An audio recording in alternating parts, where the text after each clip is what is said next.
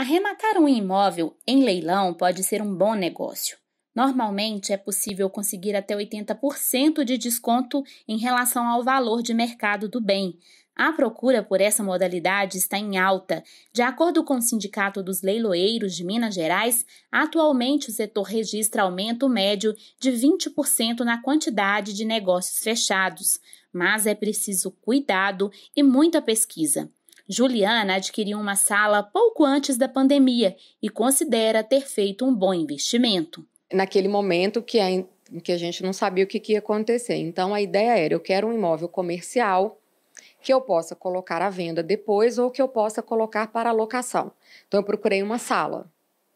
Eu olhei o preço de mercado da sala e eu paguei um pouco menos de 50% do valor dessa sala, porque o valor de avaliação dela estava um pouquinho abaixo do valor de mercado dela na época. Então, eu paguei menos de 50%. Só que essa sala tinha dívida de IPTU e tinha dívida de condomínio.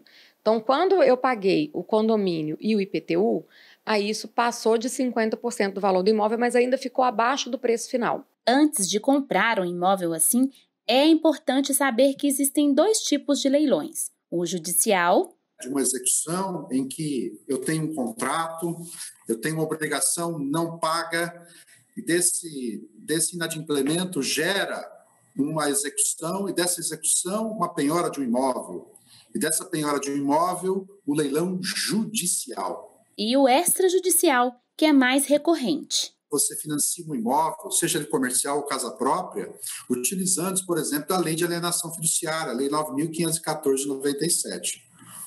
E o banco fica dono junto com você, né? E no caso de inadimplemento dessa obrigação, desse contrato de financiamento, o banco faz o que nós chamamos de liquidação da alienação fiduciária.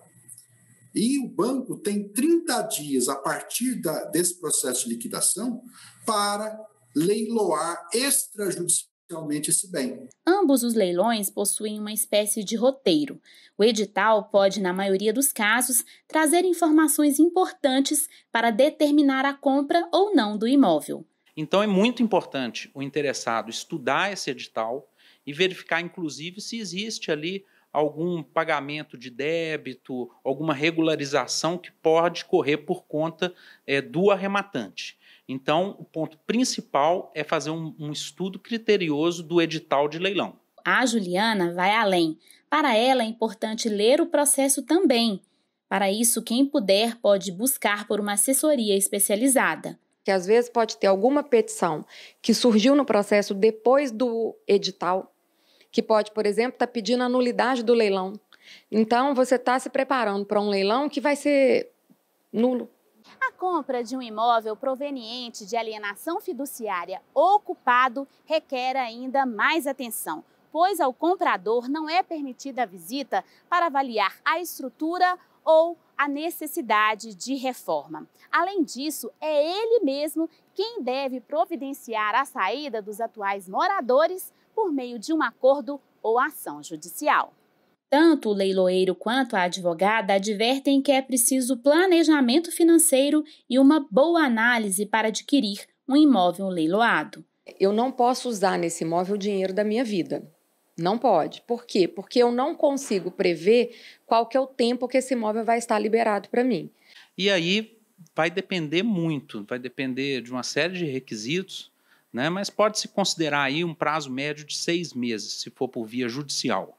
O magistrado destaca que essas medidas para a retirada dos ocupantes e análises de prazos podem ser solicitadas via Centro Judiciário de Solução de Conflitos e Cidadania.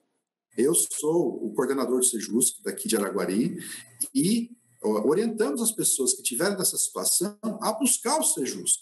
Por quê? Através do Sejusc, marca-se uma audiência informal e isso pode ser conversado no âmbito do Sejusc.